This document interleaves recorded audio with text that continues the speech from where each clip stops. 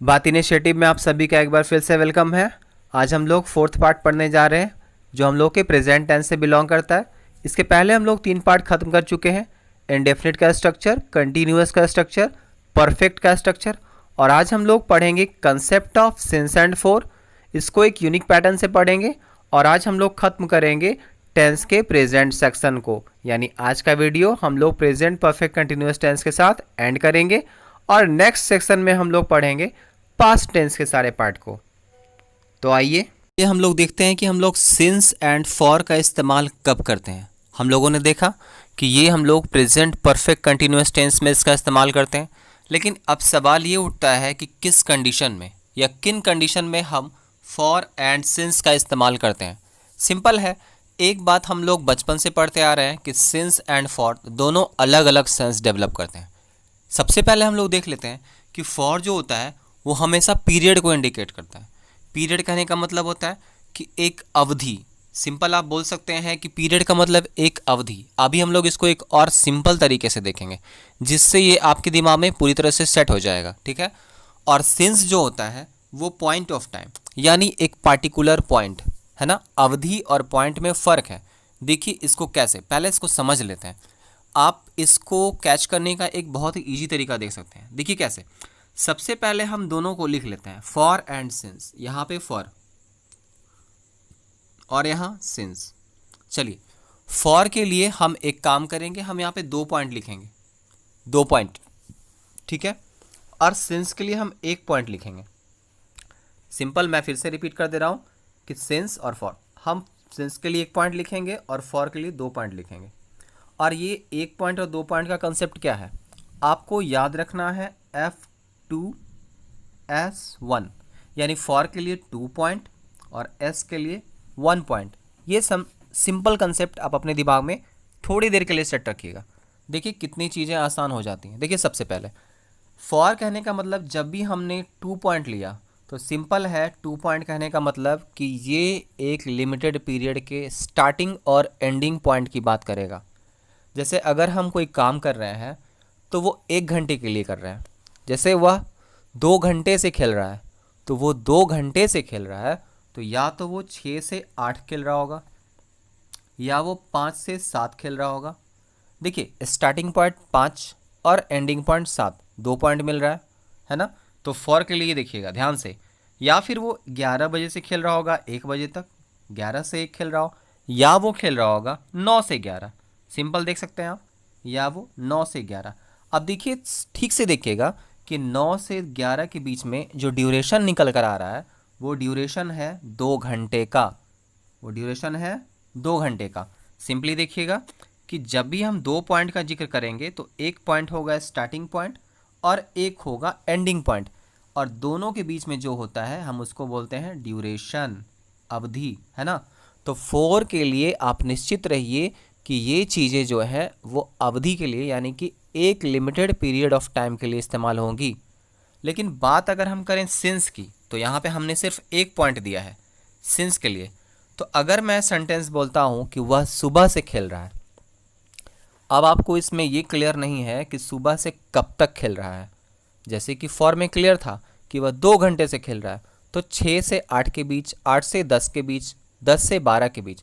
लेकिन अगर हम सिंस की बात करते हैं तो वह सुबह से खेल रहा है, वह कल शाम से पढ़ रहा है। तो सिर्फ स्टार्टिंग पॉइंट पता है, एंडिंग पॉइंट हम लोगों को क्लियर नहीं है, यानी सिंगल पॉइंट। तो सिंपल देख लीजिए कि फॉर जो होगा वो पीरियड ऑफ टाइम के लिए और सिंस जो होगा वो पॉइंट ऑफ टाइम के लिए। हो गया ये जी। चलिए अब हम इसको अच्छे से समझते हैं कि फॉर का यूज कहाँ करेंगे और सिंस का यूज करेंगे कैसे। देखिए सबसे पहले एक बात देखिए, फॉर को पहचानने का एक और तरीका है कि यहाँ पे आपके पास जो पीरियड ऑफ टाइम दिया हुआ रहेगा उसमें आपको न्यूमेरल्स भी मिल जाएंगे। जैसे 5 मिनट्स, 2 आवर्स, 20 ईयर्स, 6 ईयर्स। तो इस तरह के जितने भी वर्ड आपको दिखेंगे वो आपको फॉर के साथ अटैच मिलेंगे। यानी इन जगहों पे जहाँ पे न्यूमेरल्स का इस्तेमाल होगा आप वहाँ पर फॉर का इस्तेमाल करेंगे, ना कि सिंस का। फॉर का इस्तेमाल करेंगे ना कि सिंस का, क्योंकि ये एक पीरियड है। जैसे वह 2 सालों से यहाँ रह रहा है तो 2 साल एक पीरियड है, ठीक है। वह 5 मिनट से, ठीक है ना, नहा रहा है, या वह 10 मिनट से नहा रहा है, तो सिंपल आप देख रहे हैं ना ठीक है, कि वह 2 घंटे से पढ़ रहा है, तो ये एक क्या है, पीरियड है, लिमिटेड पीरियड। ऐसा नहीं कि 1 घंटे 59 मिनट या 2 घंटे 1 मिनट, एग्जैक्ट 2 घंटा दिया हुआ है। लेकिन अगर यहाँ बोल दे कि वह सुबह से पढ़ रहा है, तो एग्जैक्शन का कोई भी यहाँ पर कोई सर्टेन पॉइंट नहीं है, कोई पीरियड यहाँ पे मेंशन नहीं है। तो सिंस क्या हो गया, पॉइंट ऑफ टाइम के लिए, और वो भी कौन सा पॉइंट ऑफ टाइम, तो स्टार्टिंग पॉइंट ऑफ टाइम। और फॉर किस लिए यूज हो गया, तो पीरियड ऑफ टाइम, यानी एक सर्टेन पीरियड, जिस समय यानी जिस दौरान वो काम हुआ उसमें हम फॉर का इस्तेमाल करेंगे। और जिस दौरान ये काम हो रहा है लेकिन उसमें सिर्फ फर्स्ट पॉइंट पता है हमें, काम के शुरू होने का समय पता है, काम के ख़त्म होने का समय क्लियर नहीं है, हम वहाँ पर सिंस का यूज करेंगे। आई होप कि ये बात आपको क्लियर हो गई होगी। अब हाँ, सिंस में हमें कहीं पे भी न्यूमरल्स नहीं मिलेगा। अब चीज़ें ऐसे मिलती हैं कि 9 o'clock, तो इसको आप न्यूमरल नहीं समझिएगा, ये टाइम इंडिकेट कर रहा है, ना कि वह 9 घंटे से पढ़ रहा है, ऐसा कुछ ड्यूरेशन नहीं शो हो रहा है। वह 9 बजे से पढ़ रहा है तो ये ड्यूरेशन नहीं है, ये पॉइंट है, समय का पॉइंट है कि उस समय काम शुरू हुआ था। चलिए अब हम कुछ एग्जाम्पल्स को देख लेते हैं जिससे ये सिंस और फॉर का यूज और ज़्यादा क्लियर हो जाए। चलिए देखते हैं कुछ एग्जाम्पल्स को। देखिए सबसे पहले इस एग्जाम्पल में दिया हुआ है सिंस 9 AM और फॉर 20 मिनट्स। देखिए अब एक चीज़ ध्यान से देखना आपको, ये है यहाँ पे कि फॉर 20 मिनट्स यानी ड्यूरेशन, और सिंस 9 AM यानी नो ड्यूरेशन, यानी सिर्फ स्टार्टिंग पॉइंट। तो क्लियर है। फिर है फॉर 3 days, 3 दिनों से, ठीक है ना। फिर क्या है, मंडे से, दोनों में फ़र्क है, वह मंडे से पढ़ रहा है और वह 3 दिनों से पढ़ रहा है, एक में ड्यूरेशन एक में स्टार्टिंग पॉइंट। फिर है फॉर 4 years, पिछले 4 सालों से या 4 सालों से, तो ड्यूरेशन सिंस जनवरी, जनवरी से, no duration, starting point only. तो इस तरह से आप समझ गए होंगे कि कैसे हम लोग सिंस और फॉर का इस्तेमाल प्रेजेंट परफेक्ट टेंस में टाइम इंडिकेट करने के लिए करते हैं, और किस चीज़ के साथ कौन सा टर्म लगाया जाता है, यानी कहाँ फॉर लगेगा और कहाँ सिंस लगेगा। आई होप कि ये दोनों कंसेप्ट आपको क्लियर होगा।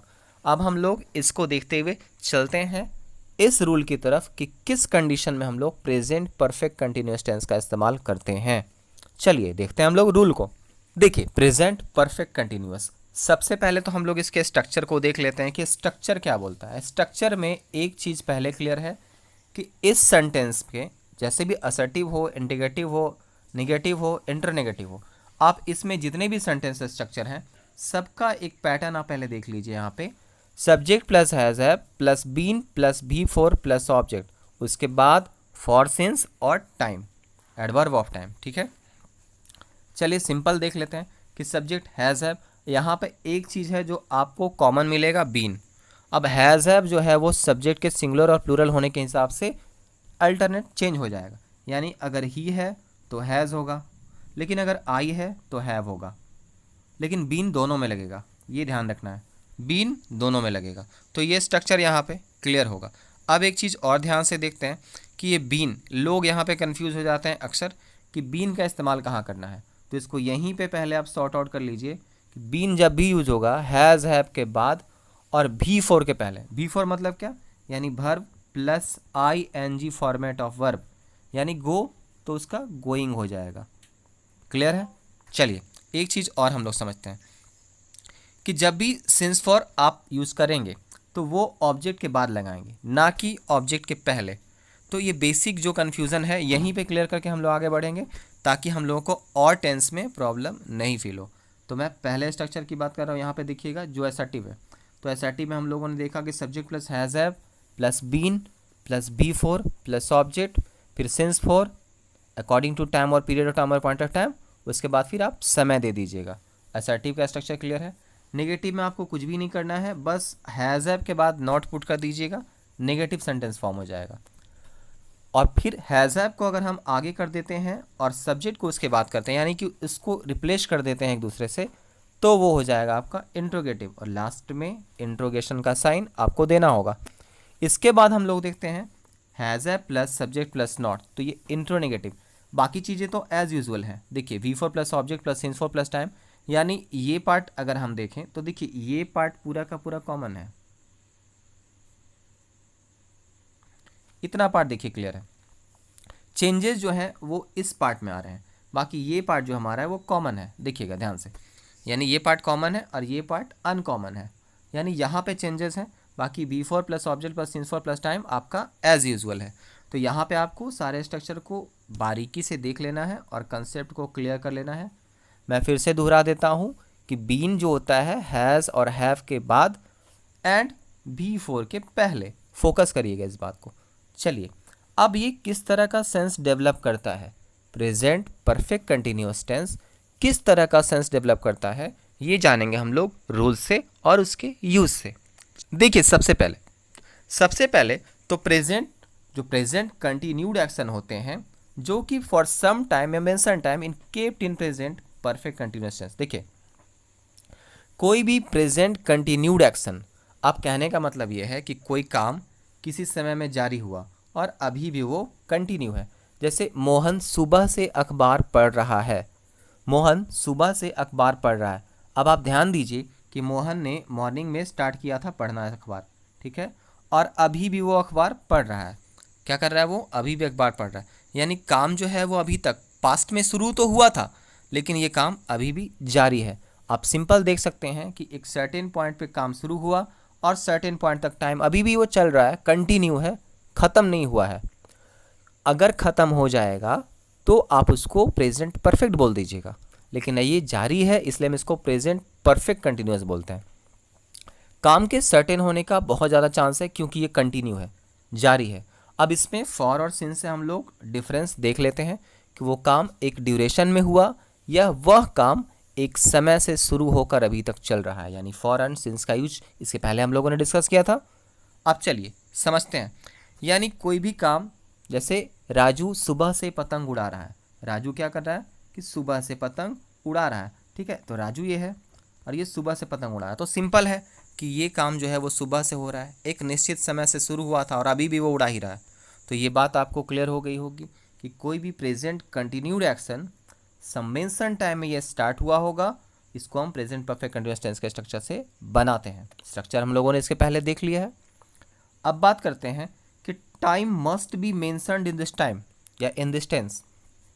इसमें आपको टाइम देना इसलिए थोड़ा मस्ट हो जाता है क्योंकि चीज़ें इससे क्लियर हो जाती हैं कि ये एक परफेक्ट ड्यूरेशन में हुआ है या एक समय शुरू होकर अभी भी जारी है। मैं फिर से इसको रिपीट कर देता हूँ। टाइम को मेंशन करना इसलिए ज़रूरी है कि अगर हम टाइम नहीं मेंशन करेंगे तो हम कंफ्यूज हो जाएंगे कि फॉर यूज़ करें या सिंस यूज करें। तो बच्चों को इस बात पर ध्यान देना ज़रूरी है कि अगर टाइम मेंशन नहीं होगा तो फिर ये स्ट्रक्चर जो है वो सिंपली प्रेजेंट परफेक्ट में चला जाएगा। प्रेजेंट परफेक्ट कंटिन्यूअस का सेंस डेवलप नहीं हो पाएगा और हम कंफ्यूज होकर अपने ट्रांसलेशन को या अपने स्ट्रक्चर को गलत कर देंगे। चलिए, अब देखते हैं कि कैसे हम इसको एग्जाम्पल से समझेंगे। चलिए, फॉर सिंस, देखिए for since come to mention time in this tense. देखिए कैसे समझते हैं। सबसे पहले देखिए, Raju has been dancing since Monday. Raju जो है वो मंडे से डांस कर रहा है। राजू मंडे से लगातार डांस कर रहा है। यहाँ पर देखिए आपको एक पॉइंट ऑफ टाइम मिल गया है मंडे। तो पॉइंट ऑफ टाइम के लिए हमने क्या यूज़ किया था, आपको याद होगा, पॉइंट ऑफ टाइम के लिए हम लोग सिंस का यूज़ करते हैं। किसका यूज़ करते हैं? सिंस का। पॉइंट यानी मंडे क्या है आपका पॉइंट ऑफ टाइम और सिंस क्या है उसका इंडिकेशन। फिर से देख लेते हैं इस बार। अब राजू और मंडे नहीं है, सिंस और मंडे नहीं है। इस बार क्या है कि Mohan has been doing this work for 6 month. इस बार न्यूमरेशन है। इस बार हमारे पास क्या है? न्यूमरेशन है। तो जैसे ही हमारे पास न्यूमरेशन आ गया, ये देखिए 6 मंथ, यहाँ पे न्यूमरल है 6, तो इसके लिए हमने इस्तेमाल किया फॉर का, है ना। देखिए चूँकि ये ड्यूरेशन है कि वह 6 महीने से इस काम को कर रहा है ना, कि 6 मंथ, देखिए तो हम उसके लिए क्या यूज करते हैं? फॉर का। आई होप कि ये एग्जाम्पल आपको दोनों कंसेप्ट क्लियर करने में हेल्पफुल रहा होगा। एक चीज़ और यहाँ पर देखिएगा, ध्यान से देखिएगा कि जब भी नीचे के स्ट्रक्चर की मैं बात कर रहा हूँ, नीचे का स्ट्रक्चर आप देखिएगा, V4 plus object can be replaced by using noun, pronoun, adjective, adverb in this tense. देखिए अगर आप V4 प्लस ऑब्जेक्ट जो है आप चाहें तो उस पूरे स्ट्रक्चर को V4 प्लस ऑब्जेक्ट जो हम लोग लिखते हैं, देखिए यहाँ पर का पार्ट मैं बता रहा हूँ, स्ट्रक्चर में पीछे था V4 प्लस ऑब्जेक्ट। अगर आप उसको चाहें तो यहाँ पे बीन के बाद आता था ना V4 प्लस ऑब्जेक्ट और तब सिंस 4 और तब टाइम आता था। तो हम ये पूरा स्ट्रक्चर को हम चाहें, ध्यान से देखिएगा, ये पूरे स्ट्रक्चर को अगर हम चाहें तो नाउन प्लस प्रोनाउन या नाउन या प्रोनाउन या एडजेक्टिव से भी रिप्लेस कर सकते हैं। अब देखिए कैसे। तो देखिए यहाँ पे हम बोल सकते हैं कि Mohan has been a good dancer. देखिए यानी इसकी जगह जो है वो ये पार्ट ले लिया है, यानी गुड डांसर। तो क्या हो गया, एडजेक्टिव हो गया, है ना, और नाउन है, डांसर नाउन है। तो इस तरह से भी हम इस्तेमाल कर सकते हैं। ये रूल थोड़ा सा आप लोगों के लिए न्यू होगा, क्योंकि आपने कभी इस तरह से प्रेजेंट परफेक्ट टेंस के इस्तेमाल को देखा ही नहीं होगा। मैं फिर से इसको रिपीट कर देता हूँ ताकि आपको ये अच्छे से क्लियर हो जाए कि अगर आप B4 प्लस ऑब्जेक्ट को रिप्लेस करना चाहें, जो कि प्रेजेंट परफेक्ट स्ट्रक्चर का पार्ट है, तो आप उसकी जगह नाउन, प्रोनाउन या एडजेक्टिव का इस्तेमाल कर सकते हैं, जो कि यहाँ पे मेंशन्ड है ना। जैसे मोहन हैज़ बीन, क्योंकि वो थर्ड पर्सन सिंगुलर नंबर है। अब इसके बाद यहाँ पे होना चाहिए था B4 प्लस ऑब्जेक्ट, तो हम लोगों ने इसका इस्तेमाल ना करके इसका इस्तेमाल कर दिया, ठीक है। तो आई होप कि ये स्ट्रक्चर, इसके पहले सेंस और फॉल का रूल जो है हम लोग यूज़ करने का इस्तेमाल कर रहे थे, वो सारी चीज़ें आपको क्लियर हो गई होंगी। तो आई होप कि इस वीडियो से आपने कुछ नया ज़रूर सीखा होगा। तो आप वीडियो को लाइक करें और चैनल को सब्सक्राइब करना ना भूलें। उसके बाद बेल आइकन को ज़रूर प्रेस करें। तो मिलते हैं हम लोग अगले सेक्शन में, जो कि हमारा पास्ट टेंस होगा। उसको भी हम लोग 4 वीडियो में कवर करेंगे। तब तक के लिए धन्यवाद।